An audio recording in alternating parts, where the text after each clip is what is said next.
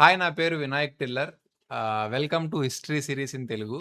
ఈరోజు ఆరో ఎపిసోడ్‌లో భాగంగా ప్రపంచంలో మొట్టమొదటి సాహిత్యం అయిన 'గిల్‌గమెష్' స్టోరీని తెలుసుకునే ప్రయత్నం చేద్దాం. అయితే ఈ 'గిల్‌గమెష్' స్టోరీ అనేది, ఈ కావ్యం అనేది మెస్పిటోమియాలో రాశారు. ఫస్ట్ రైటింగ్ అక్కడే వచ్చిందని చెప్పుకున్నాం కదా! మెస్పిటోమియాలో. అయితే ఆహ్, లిటరేచర్ కూడా అక్కడే స్టార్ట్ అయింది. ఈ 'గిల్‌గమెష్' స్టోరీనే అతి ప్రాచీనమైన స్టోరీ అన్నమాట. అయితే మనం ఈ హిస్టరీ సీరీస్‌లో భాగంగా మనం ఇంపార్టెంట్ సాహిత్యాలు అంటే ఇంపార్టెంట్ లిటరేచర్‌లని కూడా అర్థం చేసుకునే ప్రయత్నం చేద్దాం. ఎందుకంటే ఈ కావ్యాల్ని, ఈ స్టోరీస్‌ని అర్థం చేసుకున్నప్పుడు, ఆనాటి ప్రజల యొక్క కోరికలు, వాళ్ళ ఆకాంక్షలు, వాళ్ళ విలువలు ఇవన్నీ మనకు బాగా అర్థమవుతాయి. ఆ సాహిత్యం చదివినప్పుడు.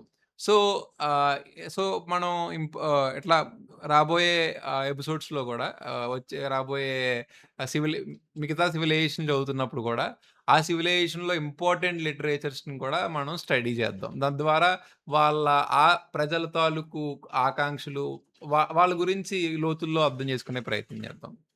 అయితే ఈ 'గిల్‌గమెష్' స్టోరీకొస్తే ఇది ఉరుక్ అనే నగరంకి సంబంధించింది. అంటే ఉరుక్ అనే నగరానిలో రాజు 'గిల్‌గమెష్'. అయితే ఇది హిస్టారికల్ క్యారెక్టర్ కాదు 'గిల్‌గమెష్'. అది కావ్యం కల్పితంగా రాసుకున్నారు. ఆ కావ్యం ద్వారా ఆళ్ళ మెసేజ్ ఒకటి పాస్ చేద్దాం అనుకున్నారు. ఆ మెసేజ్‌ని మనం అర్థం చేసుకోవాలి. ఆ ఇంపార్టెంట్ ఏదైతే ఆ విలువల్ని అంటే ఈ ఈ ప్రయాణంలో ఆ 'గిల్‌గమెష్' స్టోరీ ద్వారా ఆళ్ళు చెప్పాలనుకున్న మెసేజ్‌ని మనం అర్థం చేసుకునే ప్రయత్నం చేద్దాం. స్టార్ట్ చేద్దాం.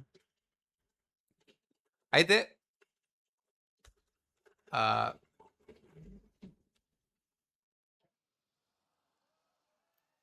ఇతనే మన 'గిల్‌గమెష్' అన్నమాట. అయితే 'గిల్‌గమెష్' అనేవాడు ఒక పెద్ద రాజు. చాలా పవర్‌ఫుల్ రాజు. ఎంత పవర్‌ఫుల్ అంటే అతనికి ఎటువంటి హాని ఎటువంటి ఆపద లేని లేనంత పవర్‌ఫుల్. సో, అంత పవర్ వచ్చేసాక 'గిల్‌గమెష్‌కి' లైఫ్‌లో బోర్ వచ్చేస్తదన్నమాట. బోర్ కొట్టి అతను వినోదం కోసం, సరదా కోసం ఏం చేస్తాడంటే అతని చుట్టూ ఉన్న ప్రజల్ని హింసించడం మొదలుపెడతాడు వినోదం కోసం. అంత అంత పవర్ అతను పవర్‌ఫుల్ అయిపోతాడు. అయితే ఇట్లాంటి పనులను జూసి అక్కడున్న అంటే మెసొపొటేమియాలో ఉన్న దేవుళ్ళు ఏం జేత్తారంటే, ఈ 'గిల్‌గమెష్‌కి' ఒక గుణపాఠం చెప్పాలని జెప్పి ఆహ్, ఇకుడు అనే ఒక మనిషిని తయారు జేత్తారు. ఇతను గూడా 'గిల్‌గమెష్' లాగా పవర్‌ఫుల్. అయితే ఈ ఇకుడు ఏంటంటే సగం జంతువు, సగం మనిషి రూపంలో ఉంటాడు. స్టార్టింగ్ అడవిలోనే ఉండేవాడు. ఆ తర్వాత ఉర్క్ నగరానికొస్తాడు. వచ్చినప్పుడు అక్కడ చిన్న ఆహ్, ఆహ్, అదే క చిన్న కలహటంలో 'గిల్‌గమెష్‌ని' ఛాలెంజ్ చేత్తాడు.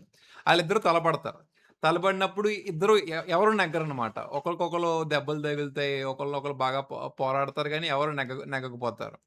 అయితే ఈ పోరాడే ప్రాసెస్‌లో 'గిల్‌గమెష్‌కి' ఇకుడు నచ్చుతాడనమాట. ఎందుకంటే అప్పటి వరకు అతన్ని ఎవరు ఛాలెంజ్ చేసిందే లేదు. అతను ఒక బాగా బలశాలిలా ఉండేవాడు. కానీ ఇకుడు అనేవాడు బాగా పోరాడేసరికి అతనేం చేస్తాడంటే ఈ ఈ ఫైట్ మధ్యలోనే ఇకుడుకి ఫ్రెండ్‌షిప్ అంటే స్నేహం ఆఫర్ చేస్తాడు. ఇకుడు గూడా 'గిల్‌గమెష్‌తో' ఇంప్రెస్ అయ్యి ఆ స్నేహాన్ని యాక్సెప్ట్ చేస్తాడు. ఆహ్, ఈళ్ళిద్దరూ మంచి ఫ్రెండ్స్ అవుతారు. ఇకుడు, 'గిల్‌గమెష్'. ఎందుకంటే అప్పటి వరకు 'గిల్‌గమెష్‌కి' ఎటువంటి హ్యూమన్ రిలేషన్స్ ఉండవు. ఫస్ట్ టైమ్ ఇకుడుతో ఫ్రెండ్‌షిప్ జేత్తాడు. ఒక మంచి స్నేహితుడు దొరుకుతాడనమాట. అయితే 'గిల్‌గమెష్', ఇకుడు ఇద్దరు కలిసి చాలా చాలా సాహసాలు జేత్తారు. ఆ సాహసాల్లో ఒకటేంటంటే మెసొపొటేమియాలో ఉన్న అతి పెద్ద జెయింట్‌ని ఆళ్ళు ఓడిస్తారనమాట. ఇంకా ఈళ్ళ సాహసాలు అక్కడ చుట్టుపక్కల ఉన్న చోట్లన్నిటిల్లో అంటే ఈళ్ళ పేరు మారుమోగిపోద్ది. ఈళ్ళకి మంచి కీర్తొస్తది. ఈళ్ళు చేసే సాహసాల్లో అన్నిట్లికంటే ఇంపార్టెంట్ సాహసం ఏంటంటే, స్వర్గం నుంచి ఒక బుల్లొస్తది. ఇగో ఈ బుల్. దాన్ని ఈళ్ళిద్దరూ కలిపి చంపేత్తారు. అయితే ఇట్లా ఈ బుల్లిని చంపినప్పుడు దేవుళ్ళకి మళ్ళీ ఈళ్ళ గురించి తెలుత్తది. అరే! ఇకుడు గాడిని మనం 'గిల్‌గమెష్' గాడిని ఆహ్, ఈ ఈ ఈడికి గుణపాఠం చెప్పాలని పంపితే ఆళ్ళిద్దరూ కలిసి స్వర్గం నుంచి వచ్చిన బుల్లిని చంపుతారా? అని చెప్పి దేవుళ్ళకి ఆగ్రహం చెంది ఇకుడుని శపిత్తారు. అతను ఇకుడుకి రోగం వచ్చేసి అతను చచ్చిపోతాడు.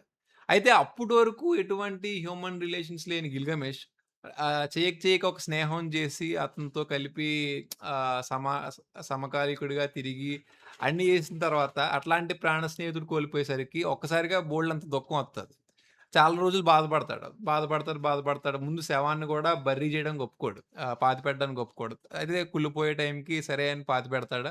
పాతిపెట్టాక దుఃఖం పోయి అతనికేమనిపిత్తదంటే, ఇకుడు గూడా పెద్ద వీరుడే గదా! నాలాంటి పెద్ద వీరుడే. అతనే చచ్చిపోయాడు. నేను గూడా చచ్చిపోవచ్చు ఒకరోజు. సో, ఎంత బతికినా మనందరం చచ్చిపోవాల్సినోళ్ళమే. కాబట్టి నేను ఆ చావునే జయించాలని జెప్పి అతను నిర్ణయం తీసుకొని, అతను చావుని జయించాలనుకుంటాడు. అలా జయించడానికి ఆహ్, అతనేం తెలుసుకుంటాడంటే, ప్రపంచం అంచున ఒక వ్యక్తి ఉంటాడు. అతని పేరు ఉత్నెపిస్టం. పేరు కొంచెం పలకడానికి కష్టంగా ఉంటది. కానీ గుర్తుపెట్టుకోండి. ఉత్నెపిస్టం. అయితే ఇతను చావుని జయించాడు ఆల్రెడీ. అతన్ని పోయి కలుసుకోవాలని జెప్పి, ఇతను మహారాజు అయినా సరే ఆ రాజభోగాలన్నీ పక్కన బెట్టి ఆ ప్రపంచం అంచున ఉన్న అంటే అప్పటికి రౌండ్‌గా ఉంటది ఏం తెలీదు కదా!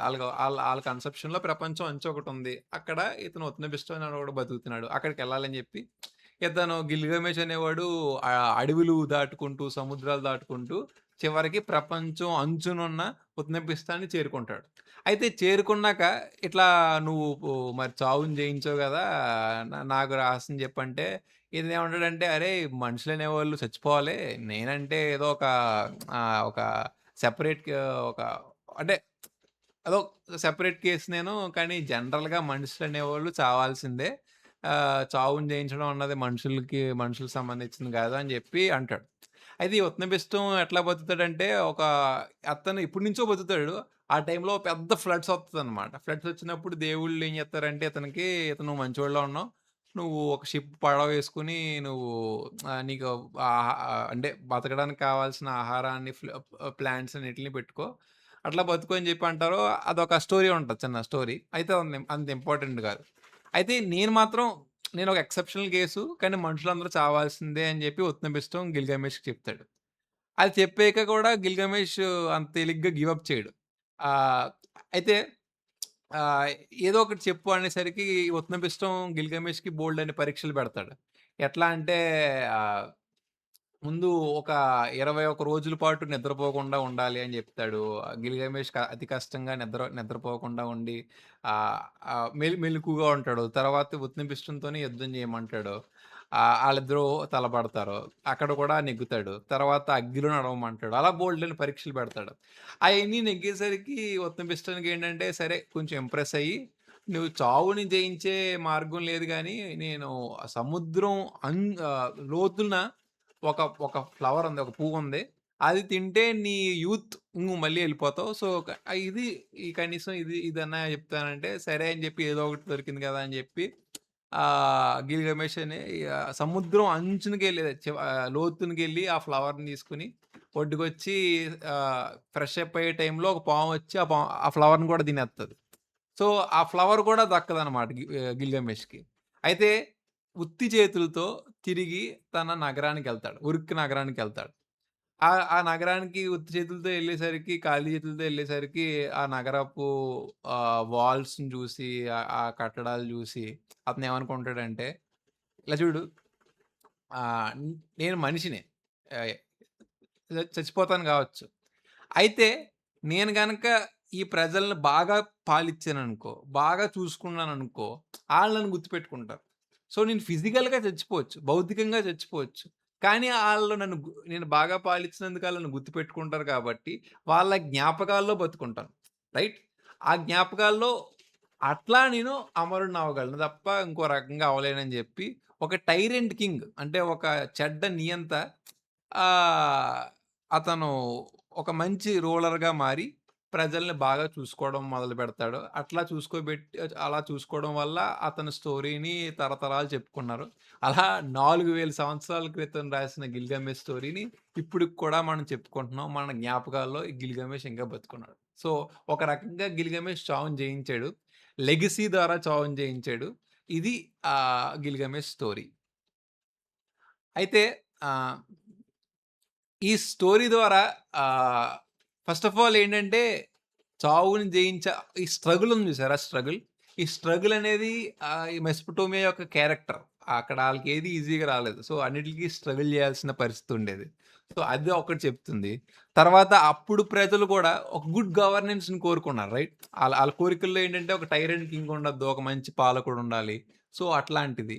ఆ తర్వాత అన్నిట్లికంటే ఇంపార్టెంట్ ప్రపంచంలో మొట్టమొదటి సాహిత్యం ఒక ఫ్రెండ్‌షిప్ రైట్? ఒక బ్రోమాన్స్. ఒక ఇద్దరు వీరుల మధ్య ఫ్రెండ్‌షిప్ మీద రాశారు. తర్వాత ఈ అన్నీ ఉన్నాయి. ఒక కథాసిస్ అంటే అంత పెద్ద రాజు అన్నీ వదులుకొని అడవుల పాలయ్యి ఆహ్, న సముద్రాలు దాటుకుంటూ ఎళ్లి బోలెడంత కష్టపడ్డాడు. తర్వాత ఒక పరివర్తన చెంది ఒక తిరిగి మంచి రాజు కింద అంటే ఒక టైరెంట్ లాంటి ఒక చెడ్డ నియంత ఒక మంచి పరిపాలకుడు ఎలాగా ఎలా ఎలా మారాడన్న ఒక గొప్ప కావ్యమే ఈ 'గిల్గమెష్'. సో, ఇది మనం చెప్తే అందరికి పిల్లలకి బె బె ఎస్పెషల్‌గా పిల్లలకి ఒక మంచి లైఫ్ లెసన్ అవుతదని నేను అనుకుంటున్నాను. సో, మనం ఆహ్, ఇది సింపుల్ కావ్యం. సో, మీరు మీ మీ ఇంట్లో ఉన్న చిన్న పిల్లలకి 'గిల్గమెష్‌ని' పరిచయం చేయండి. ప్రపంచంలో మొట్టమొదటి సాహిత్యం అని చెప్పండి. ఆళ్ళకి బాగా నచ్చుతదని కోరుకుంటున్నాను. నెక్స్ట్ వీడియోలో మనం ఆహ్, ఇండస్ వ్యాలీ సివిలైజేషన్ గురించి చర్చించుకుందాం. అంతటితో సెలవు. బాయ్.